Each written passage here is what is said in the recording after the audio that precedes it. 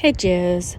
From the moment of the revelation at Sinai, the identity of the nation of Israel was bound not by an emotional fervor or a collective ideology, but of dat, the conscious awareness of the divine will through Torah.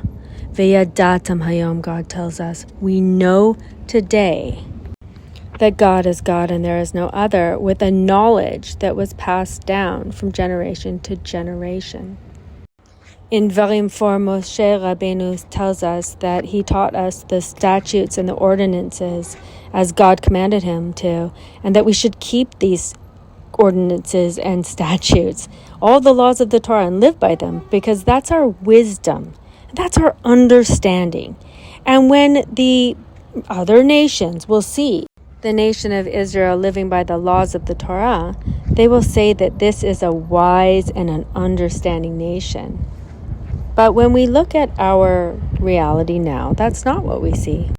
In Brachot 58a, it says that one who sees a multitude of Israel says, "Blessed is he who knows all secrets, because their faces are not alike, and their minds are not alike." This short statement encapsulates the profound essence of the nation of Israel, a nation of many minds, meaning we're all different. We come together under the truth of the Torah, each one of us looking for the truth, finding the truth in the Torah, and living according to those laws. And in that way, we become a united nation of individuals. In Numbers 27, Moshe Rabbeinu prays to God and says, "Let Hashem, the source of the breath of all flesh, appoint someone over the community."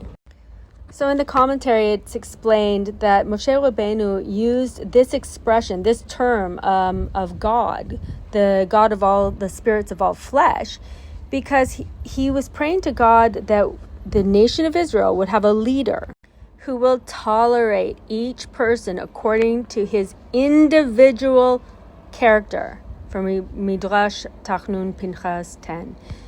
So again, we're not expected to be a part of a cult. And in fact, being a part of a cult and mind melting our beliefs to be exactly the same is not Judaism at all.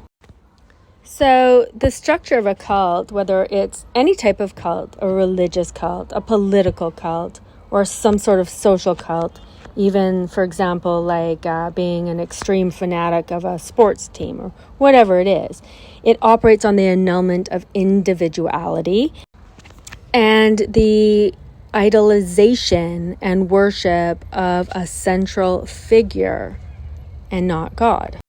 Cults are from the other side, not the holy side, the klipa, the sitra acha. There are many different types of cults that are not Judaism and are not holy, including the ones that proclaim to be Jewish and do shituf, worship men, tzaddikim, whatever, along with the name, they pair it with the name of the Holy One in heaven. This is not Judaism.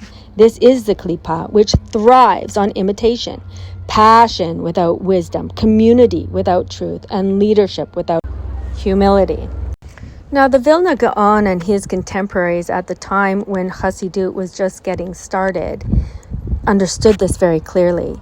And they warned against these types of movements that would use mystical fervor to override the discipline of Torah reasoning. He and the sages of his time issued their excommunications, not as acts of hostility, but as fences to preserve the clarity of the Jewish intellect, to ensure that the mind of Israel remained attached to the Torah and not to personalities or emotional collectives.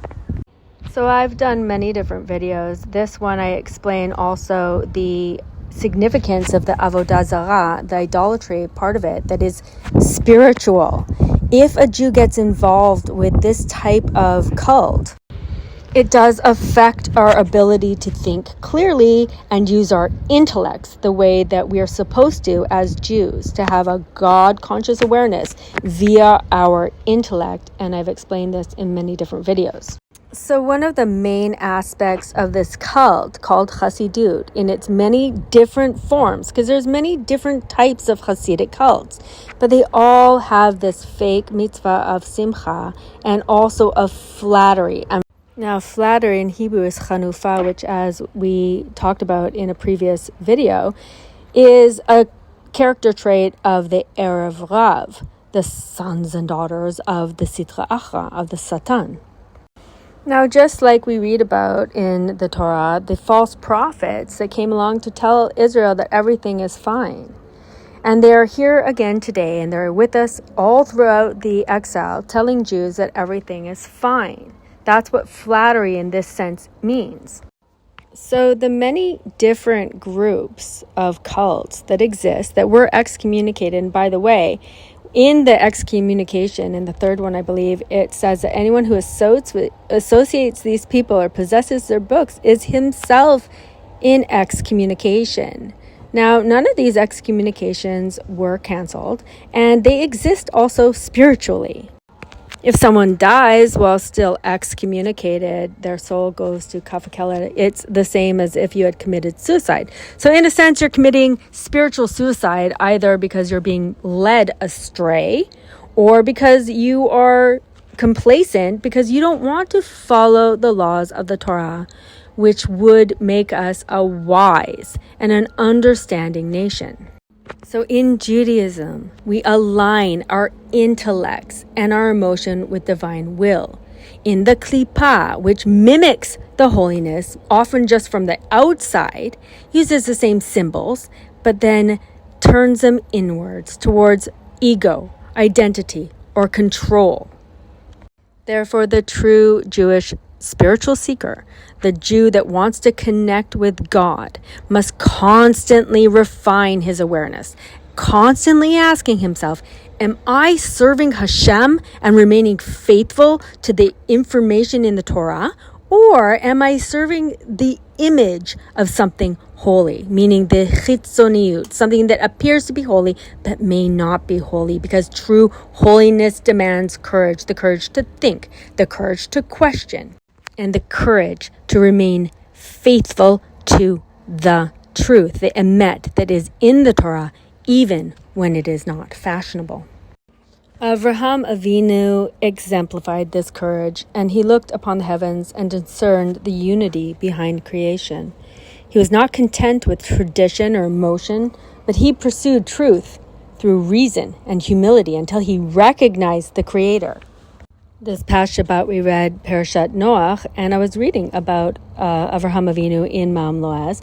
It said that he knew how to speak to each individual to convince him to believe in the one true God. He wasn't looking for disciples. He wasn't trying to be a leader that people would worship and form a cult around himself. He was talking to each individual to understand the intelligence in creation and to recognize the Creator. Isaiah tells anyone who has righteousness in your heart, meaning you care about the truth, to go back and understand who Avraham Avinu was. And the commentary says he was one of the greatest people in history. He was a genius. As descendants of Avraham Avinu, we can also look into reality, understand the majesty and the intelligence embedded in creation, and seek to know the Creator, seek to come close to God. And how does the Jew do that? How does the holy nation of Israel do that? We do it through our intellects. We have to understand. We have to refine ourselves. There's a moral refinement that we have to do to our characters. We have to become like Avraham Avinu, like Yitzchak Avinu, and like Yaakov Avinu. And we have to become aware of our soul and understand the wisdom in all things, because a day is coming burning like a furnace that's going to refine us if we don't refine ourselves. How do we refine ourselves? We follow the laws of the Torah. We don't get caught up in cults that give us a lot of flattery that it's okay to be unrefined. It's okay to not be perfect. It's okay not to follow the laws of the Torah. This is not holy.